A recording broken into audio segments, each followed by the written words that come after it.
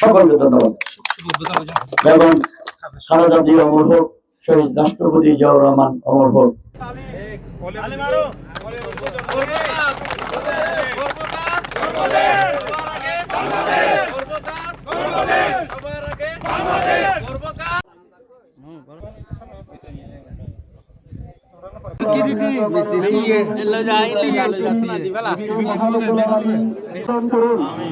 দেশের জনগণের তথা পরিচয়ের নারফল লালাগিনের সকল সর্বস্তরের জনগণের সেবাদারকে পরিষ্কার করুন।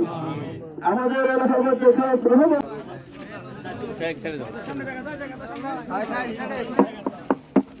থেকে আমাদের বাংলাদেশ জাতীয়তাবাদী দল যে ৩১ দফা কর্মসূচির ভিত্তিতে আমরা যে বাংলাদেশের মানুষকে ঐক্যবদ্ধ করেছি, তার কাজ আমাদের ১২ তারিখের ভোটের আঙ্গুলের কালি না শুকানোর আগেই শুরু হয়ে গিয়েছে।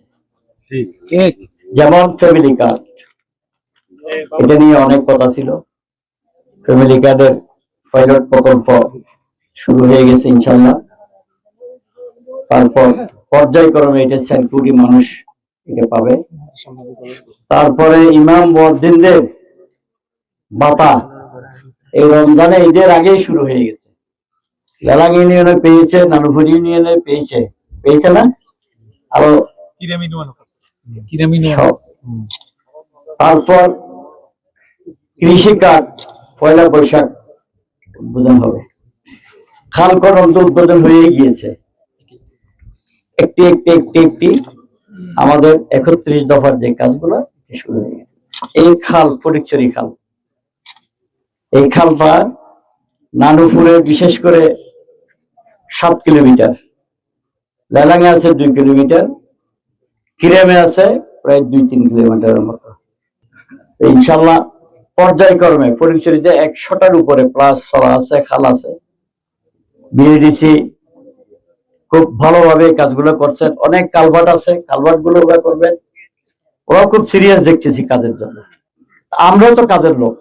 মাননীয় প্রধানমন্ত্রীর একটি স্লোগান বাংলাদেশকে ঐক্যবদ্ধ করেছে, গর্ব কাজ গর্ব দেশ, সবার আগে বাংলাদেশ।